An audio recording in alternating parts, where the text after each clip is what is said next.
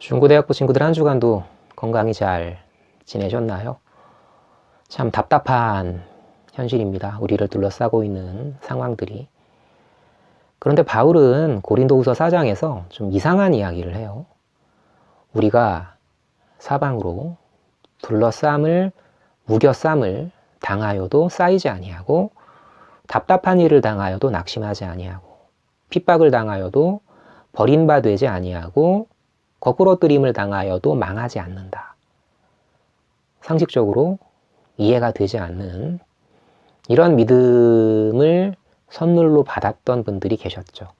초대교회 순교자분들, 로마의 압박 가운데에서 그들은 온몸에 타르가 발린 채 산채로 거리를 밝히는 십자가 횃불로 순교를 하고, 원형 경기장 안에서 산채로 짐승들에게 뜯어먹히는 그런 순교의 삶.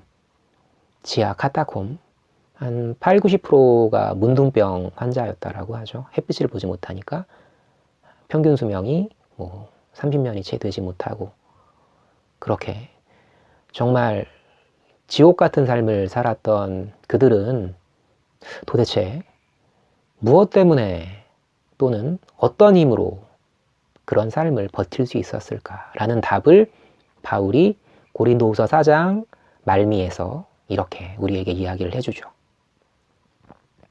우리의 겉사람은 날로 낡아지지만 우리의 속사람은 날로 새롭도다. 우리가 잠깐 받는 환난의 경함이 지극히 크고 영원한 영광의 중한 것을 이루게 하려 함이니, 환난이 영광을 이룬다는 뜻이죠. 우리의 돌아보는 것은 보이는 것이 아니요 보이지 않는 것이니, 보이는 것은 잠깐이요 보이지 않는 것은 영원함이니라. 뭘 봤을까요? 그분들은 보이지 않는 것을 본 거죠. 어떤 보이지 않는 것일까요? 성경신앙에서 말하는 영원한 하나님 나라. 그런데 어떻게 되죠? 4세기 초반에 콘스탄티누스가 기독교를 공식적으로 인정을 해주죠. 더 나아가서 4세기 말에는 테오도시우스가 로마의 국교로 기독교를 꽝꽝꽝 해줘요. 이전까지는 교회에 어떤 사람들이 모였나요? 정말 목숨 걸고 믿는 사람들.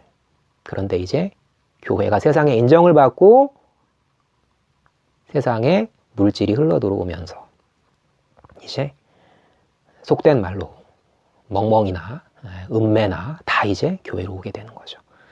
이전에 교회의 감독 자리는 되자마자 목숨을 내놓아야 하는 자리였어요.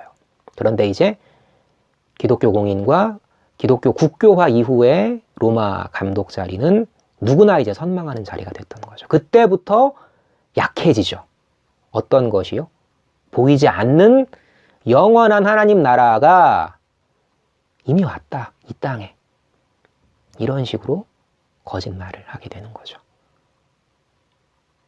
고난은 신앙을 순수하게 하지만 형통함은 때로는 그렇게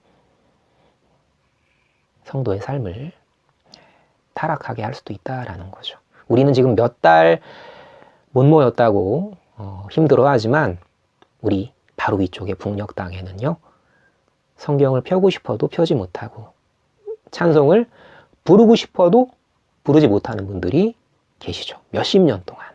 우리는 과연 얼마나 북녘 땅의 성도들을 위해서 정말 눈물로 그들을 위해 기도했는가. 우리의 형편만 볼 줄 알았지, 우리의 보이는 형편만 볼 줄 알았지, 보이지 않는 그들의 형편을 우리는 돌보지 않았다. 같이 우리가 반성해야 되겠죠. 자, 오늘 이제 우리 공부할 내용은 여호수아 2장 내용입니다. 요단 서편 땅 정복, 가나안 땅 정탐 내용인데요. 1절부터 제가 읽어볼게요. 눈의 아들 여호수아가 시딤에서 두 사람을 정탐꾼으로 보내며 이르되 가서 그 땅과 여리고를 엿보라 하매 그들이 가서 라합이라 하는 기생의 집에 들어가 거기에 유숙하더니 어떤 사람이 여리고 왕에게 말하여 이르되 보소서 이 밤에 이스라엘 자손 중에 몇 사람이 이 땅을 정탐하러 이리로 들어왔나이다. 여리고 왕이 라합에게 사람을 보내어 이르되 내게로 와서 내 집에 들어간 그 사람들을 이리 끌어내라. 그들은 이 온 땅을 정탐하러 왔느니라. 정탐꾼, 뭐 다 아시죠? 간첩, 스파이. 여호수아 본인도 정탐꾼 출신이었죠. 그런데 이제 하필이면은 기생의 집에서 기생의 도움을 받아요. 뭐 기생의 집이라고 하면 뭐 정보가 활발히 오고 가는 곳일 테니 정탐에 뭐 좋은 여건이라고 쳐도 이 라합의 직업인 기생은 정확히 말하면 이게 이제 창녀거든요. 뭐 위대한 유대의 왕 다윗의 고조 할머니의 직업은 뭐 창녀 이래버리니까 이제 니체 같은 철학자는 뭐라고 해요? 나는 신약 성경을 만질 때 더럽고 추잡해서 장갑을 낄 수밖에 없다. 뭐 그럴듯하죠. 아니 왜 하필이면 그죠? 우리아의 아내라는 바세바라는 이름이 있는데 간음한 여인, 미천한 직업의 여인, 또 개, 돼지 취급받았던 이방 출신의 여인들, 여인이죠. 또 이런 이제 부적절한 관계를 맺은 왜 하나님이 이런 그다지 이제 아름답지 못한 계보를 성경에 그렇게 기록하게 하셨을까? 구원은 뭐 여호수아가 그런 뜻이죠. 여호와는 구원이시다. 구원은 나는 의인입니다 하는 자의 행위로 주어지는 것이 아니라 저는 죄인입니다 라고 하는 자에게 은혜로 주어지는 것임을 성경은 명확히 밝히고 있는 거죠. 우리 성경개론 머릿말에 나와 있는 것처럼 성경의 참뜻은 죄인의 눈으로 볼 때라야 우리에게 다가온다라는 것. 하지만 우리는 내가 스스로 죄인이라는 걸 때로는 고백하지만 때로는 내가 의인인 것처럼 착각을 하고 살게 되죠. 이 라합은 참 대단한 강심장의 인물이었던 것 같아요. 냄새를 맡고 여리고 왕이 보낸 인물은 아마 보통 눈썰미의 뭐 매의 눈이 아니었을 테고 순진하게 여기 없는데요 라고 했다간 이제 지붕에 3대 밑에 있던 그 정탐꾼들이 발각되었을 텐데 태연하게 왔었는데 성문 닫을 때쯤 나갔으니까 따라가 보세요 라고 말할 수 있는 건 보통 이제 강심장이 아니었던 거죠. 뭐 좋게 말하면 이제 노련한 거지만 나쁘게 말하면 이제 때묻은, 하나님은 때로는 때묻은 사람의 지혜도 다 선하게, 고결한 건 뭐 좋은 거고 때묻은 건 나쁜 거고 그건 우리 생각인 거죠. 다 하나님은 선하게 섭리를 하시는 거죠. 조금 건너뛰어서 8절 함께 읽겠습니다. 또 그들이 눕기 전에 라합이 지붕에 올라가서 그들에게 이르러 9절 말하되 여호와께서 이 땅을 너희에게 주신 줄을 내가 아노라. 우리가 너희를 심히 두려워하고 이 땅 주민들이 다 너희 앞에서 간담이 녹나니 이는 너희가 애굽에서 나올 때에 여호와께서 너희 앞에서 홍해물을 마르게 하신 일과 너희가 요단 저쪽에 있는 아모리 사람의 두 왕 시혼과 옥에게 행한 일 곧 그들을 전멸시킨 일을 우리가 들었음이니라. 우리가 듣자 곧 마음이 녹았고 너희로 말미암아 사람이 정신을 잃었나니 너희의 하나님 여호와는 위로는 하늘에서도 아래로는 땅에서도 하나님이시라. 아까 뭐 제가 라합의 직업 말씀을 드렸지만 직업에는 귀천이 없다라는 것 참 이제 자주 쓰이지만 참 자주 무시되는 말이죠. 우리나라 전통사회에서 산업공상이라는 그 직업 구분이 있죠. 뭐 때묻지 않은 학자는 고결하고 뭐 때묻은 장사꾼은 뭐 천박하고 이런 것들의 구분 기준이 정말 세속적인 우리나라 유교 문화의 가장 큰 폐단 중에 하나가 물론 선비들의 어떤 선비 정신은 우리가 본받을 만하지만 이런 사람의 어떤 조건을 가지고 차별하는 이런 모습들은 참 우리가 극복해야 할 모습들이 아닌가라고 생각을 합니다. 성경은 뭐라고 이야기를 해요? 바울이 누가 너희를 구별했냐고. 너희 가운데 있는 것들 중에서 받지 않은 게 뭐냐고. 너희 다 받은 건데 은혜로 받은 건데 어떻게 받지 아니한 것처럼 자랑하냐고.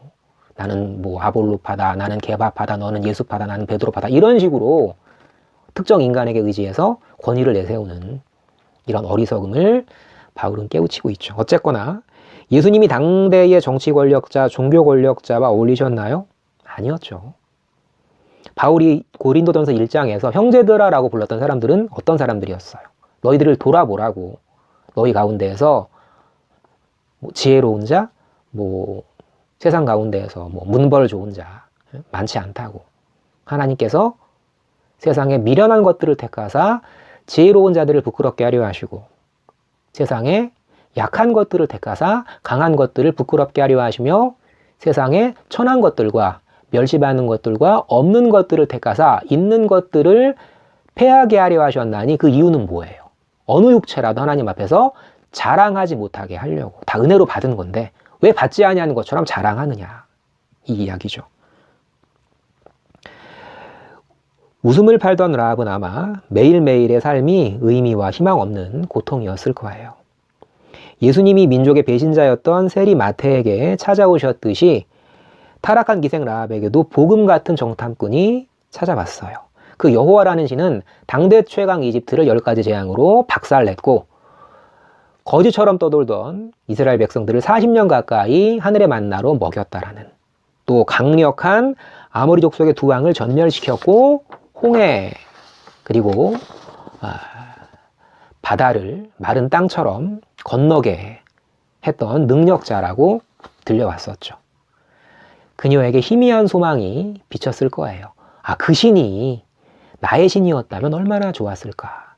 우리야 결과를 알지만 그 매일매일 희망 없던 그 상황 속에서 라합은 그래서 일생일대의 모험을 선택한 것이 아니었을까. 이 땅을 너희에게 주신 줄을 내가 아노라.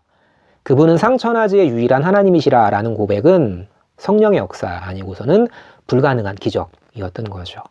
마태 인생의 세리의 고난이 아니었다면 복음의 예수를 만날 수 없었겠죠. 마태복음 9장에서 마태가 예수님을 영접했던 장소는 어디였어요? 세관이었죠. 통행세를 계산하기 위해서 마태는 저기 멀리서 오는 예수의 무리를 봤던 거지, 버선발로 뛰어나가서 예수님 제가 당신의 제자가 되겠습니다 라고 했던 게 아니었어요. 우리가 알고 있지만 당시 세리라는 직업은 정말 거머리처럼 백성들의 세금을 뜯어서 로마 정부에 바치고, 그 초과분이 자기의 수입이었기 때문에 창녀나 뭐 그런 사람들보다 더 못한 천대를 받았던 인물이었던 거죠. 그런데 그 마태에게 복음처럼 예수님은 찾아오셔서 딱 한마디를 건네시죠. 나를 따라오너라. 이 말은 다 안다. 네 마음, 네 상황, 네 조건 내가 다 용서했다. 나를 따라오너라. 라합 인생의 창녀의 고난이 아니었다면 복음 같은 정탐꾼을 만날 수가 없었겠죠. 그래서 때로는 고난이 우리 삶에 정말 큰 축복이 되기도 한다라는 것 기억합시다.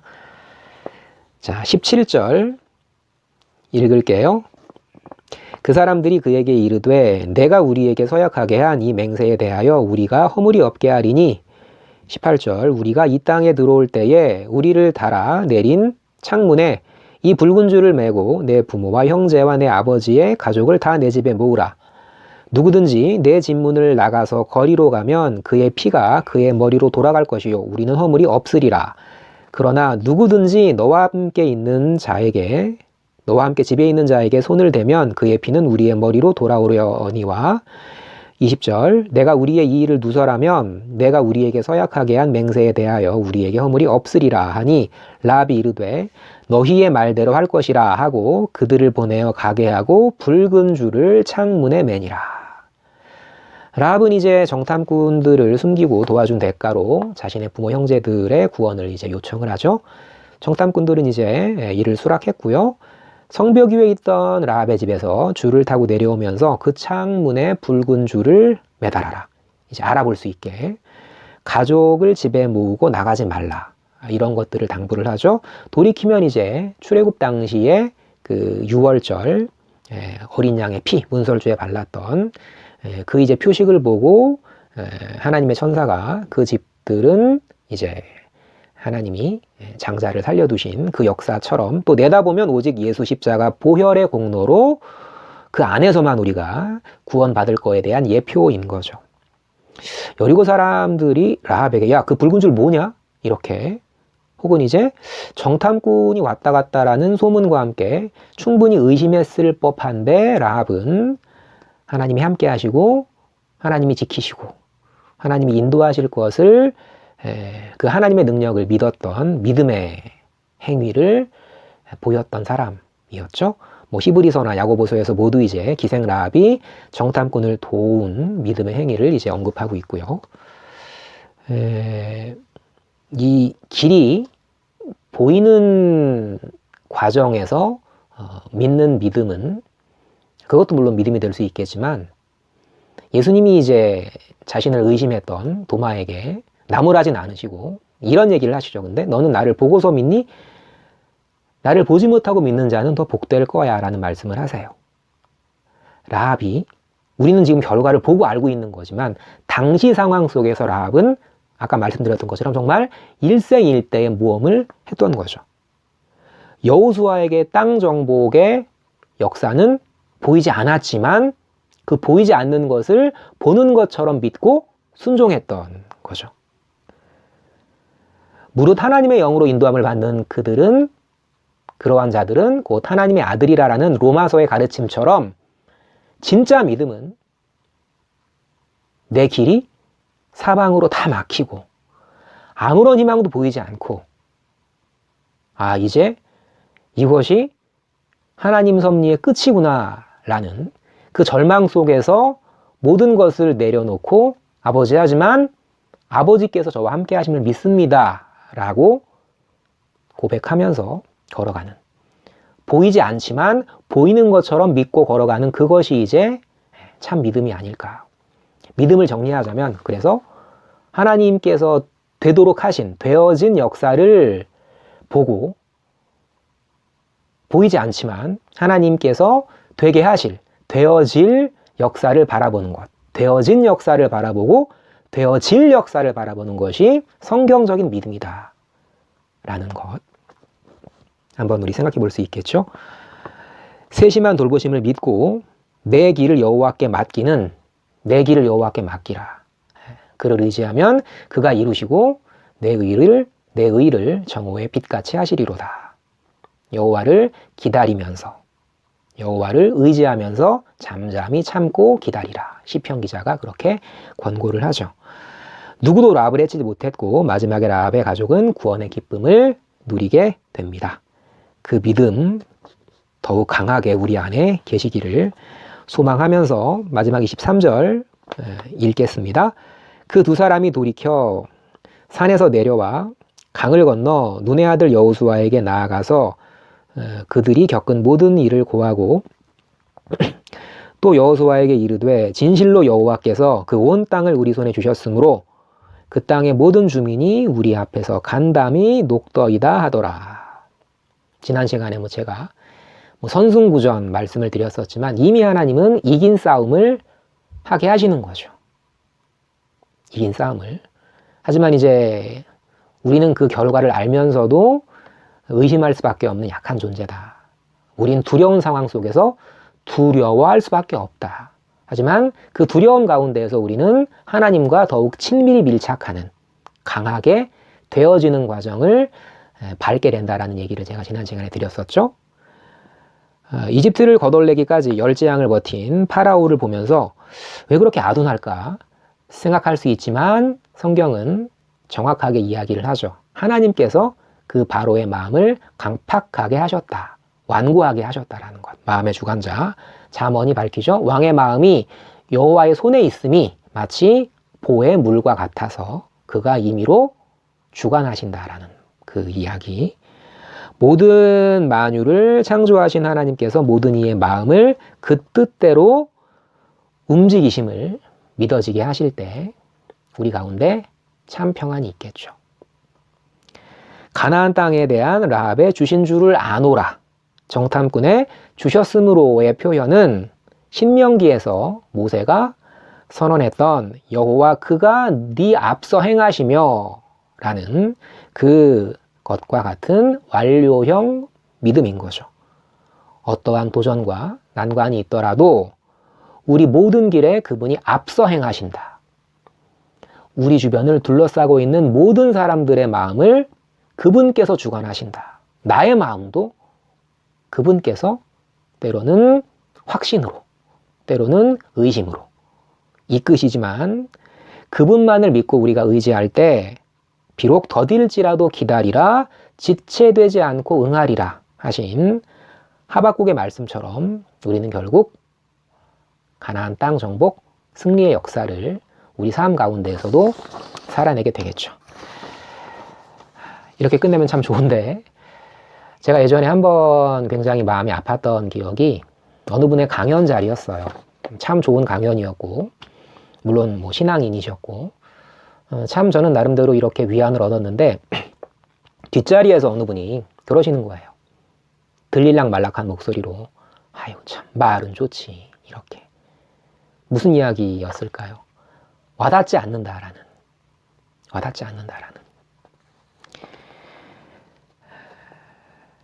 우리가 하나님께 기도를 하죠. 하나님께 응답을 바라면서 기도합니다. 한 번쯤은요, 내가 하나님께로부터 받는 응답이 목적인지 아니면 응답하시는 하나님이 목적인지, 전자면은요, 응답이 없을 때 우리는 항상 실망합니다. 흔들리죠. 내 삶의 극적인 반전이 이런 여호수아의 승리처럼 일어나기를 바랬는데 현실에서 아무런 반전이 일어나지 않았어요. 그럼 하나님은 날 버리신 건가요? 아까 그분 그 고백처럼, 한숨처럼 우리 삶의 목적이 나의 증명이라면 내 삶에 그러한 반전이 일어나지 않으면 그건 정말 실망, 대실망인 거죠. 제가 초두에 이야기했던 우리가 사방으로 우겨쌈을 당하여도 쌓이지 않는다. 답답한 일을 당하여도 낙심하지 않는다. 이런 고백은 삶의 목적이 나의 증명에 있는 것이 아니라 하나님 그분 자체를 아는 것에 있을 때. 결코 나의 증명이라면 방황의 시간은 낭비죠. 하지만 하나님을 알아가는 것이 목적이라면 그 처절한 고난과 그 정말 절박한 고통 가운데에서 아까 말씀드렸지만 콜로세움 죽기 전에 그 성도분들이 하나님 제발 저 짐승의 입에서 저를 건져주세요 기도 안 하셨을까요? 그럼에도 불구하고 하나님은 그분들을 짐승의 밥으로 만드셨죠. 그럼 그분들의 믿음은 실패인가요? 다니엘의 세 친구들이 뭐라고 이야기를 하죠? 그리 아니하실지라도 감사합니다. 이게 진짜 믿음인 거죠. 삶의 목적은 하나님께 드린 기도의 응답이 아니라 응답하시는 하나님 그분 자체를 우리가 알고 배워가는 거죠. 그 고난 가운데서 더욱 친밀하게 하나님을 알아가는 것이 우리 삶의 목적이다라는 것. 17세기쯤에 약 한 6년 가까이에 걸쳐서 151명 정도의 영국의 천재 신학자들이 모여서 이제 만들어낸, 하나님이 만들게 하신 거지만, 웨스트민스터 소유의 응답의 첫머리가 이렇게 시작을 하죠. 사람의 제1되는 목적은 하나님을 영화롭게 하는 것과 그를 인하여, 하나님을 인하여 즐거워하는 것이다. 하나님으로부터 주어지는 선물, 형통, 기도응답 이것 자체가 아니라 하나님 자체를 즐거워하는 것이 인간의 목적이다라는 이야기 마지막으로 말씀 마치도록 하겠습니다. 하나님, 저희는 항상 약한 모습으로 살아갈 때마다 그 약함 가운데에서 더욱 실망하게 됩니다. 하지만 그 약함까지도 하나님께서 강하게 들어 쓰심을 기억하면서 살아가도록 저희를 붙들어 주시옵소서. 비록 우리의 현실이 답답하고 낙심에 찬 모습일 수 있어도 모든 것들을 합력하여 선을 이루시는 하나님의 선한 섭리 믿으면서, 그리고 이 과정 또한 하나님께서 의미 있게 섭리하실 것을 믿으면서 저희 하루하루 당당히 견뎌나갈 수 있도록 인도하여 주시옵소서. 나의 길을 오직 그가 하시나니 나를 단련하신 이후에 내가 정금처럼 나올 것임을 바라보면서 믿음 지켜갈 수 있도록 성령께서 역사하여 주시옵소서. 감사합니다. 저희를 위해 죽으시고 부활하신 예수님 이름으로 기도드렸습니다. 아멘.